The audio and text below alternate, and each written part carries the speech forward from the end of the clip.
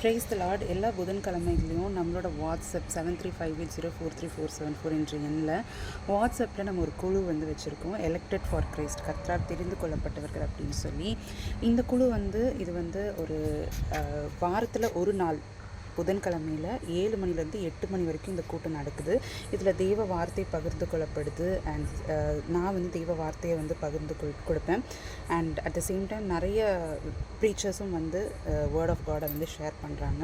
So இந்த கூட்டம் வந்து ரொம்ப ஸ்பெஷலான கூட்டம். கடந்த 8 மாதங்களாக இந்த கூட்டம் நடக்குது. ஸோ இந்த கூட்டத்தில் ஒரு சிஸ்டருக்காக நாங்கள் ப்ரேயர் பண்ணியிருந்தோம். ஒரு 7 மந்த்ஸாக நாங்கள் ப்ரேயர் பண்ணியிருந்தோம். கர்த்தர் அற்புத விதமாக அவங்க வாழ்க்கையில் செய்த ஒரு பெரிய மிராக்குலஸ் டெஸ்டிமனியை தான் அவங்க நம்ம கூட ஷேர் பண்ணியிருக்காங்க. ஸோ தொடர்ந்து இந்த வீடியோ பாருங்கள். இதில் அவங்களுடைய டெஸ்டிமனி இருக்குது.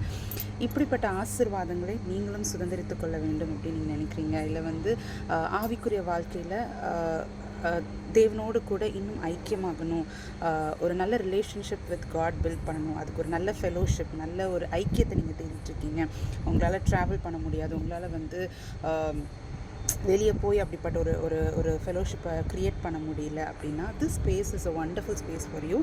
ஸோ இதில் வந்து நம்ம தெய்வ காரியங்களை வந்து வாரத்தில் ஒரு நாள் கருத்திருக்கென்று அந்த 1 மணி நேரம் நம்ம வந்து ஆண்டரோடு கூட ஸ்பெண்ட் பண்ணுறதுக்கு ஒரு அருமையான ஒரு பிளாட்ஃபார்ம் இன் வாட்ஸ்அப் கால் மூலமாக நம்ம இணைய போகிறோம். ஸோ இதில் நீங்கள் இணைந்து கொள்ளணும் அப்படின்னா கீழே தெரிகிற அந்த வாட்ஸ்அப் நம்பரில் நீங்கள் வந்து டெக்ஸ்ட் பண்ணிங்க அப்படின்னா எலெக்டட் ஃபார் கிரைஸ்ட் குரூப்பில் நீங்களுமே வந்து ஒரு மெம்பராக நீங்கள் வந்து இருக்கலாம். ஸோ இதில் நம்ம நிறைய காரியங்களுக்காக ஜெபிக்கிறோம்.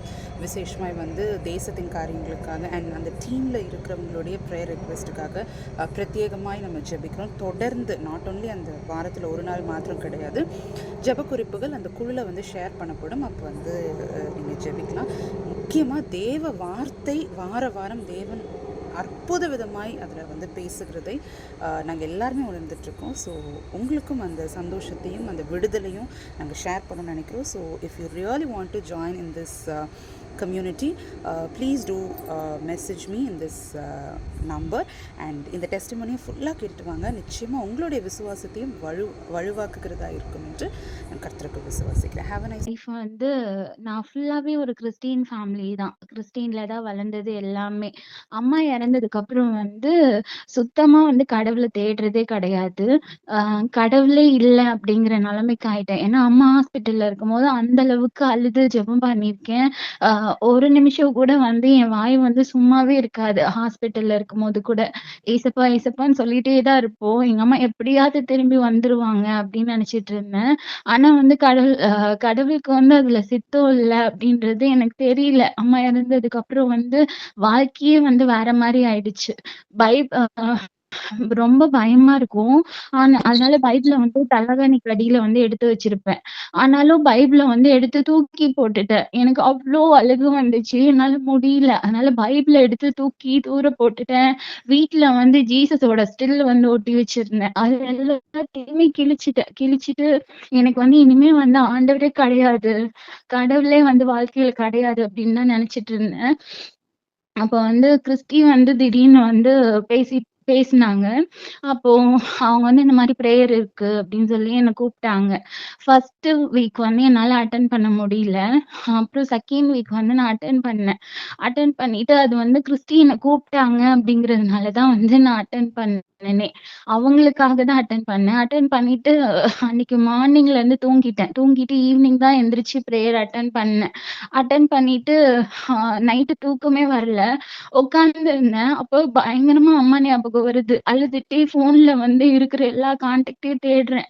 அந்த டைம் யாருகிட்ட பேசுறது அப்படின்ட்டு. அந்த டைம் எனக்கு பேசுறதுக்கு யாருமே கிடையாது. நான் தனியா உட்கார்ந்து அழுறேன். அன்னைக்கு பயங்கரமா அழுதேன். என்ன என்ன நடந்துச்சு? என்ன ஏதுன்னு எனக்கு தெரியல. அன்னைக்கு நைட்டு வந்து என்ன அறியாமலே எங்க பக்கத்துலலாம் வீடு இருக்கு.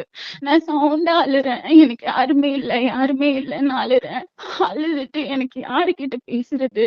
யாருகிட்ட போறதுன்னு தெரியல. நான் திரும்பவும் அன்னைக்கு நைட்டே வந்து கடவுள்கிட்ட தான் நான் வந்தேன். என்ன மன்னிச்சிடுங்க ஏசப்பா. நான் எத்தன வாட்டி உங்கள வெறுத்து போனாலுமே, எனக்கு யாருமே கிடையாது. எனக்கு நீங்க மட்டும் தான் அப்டி சொல்லி நான் அன்னைக்கு ரொம்ப அழுதேன்.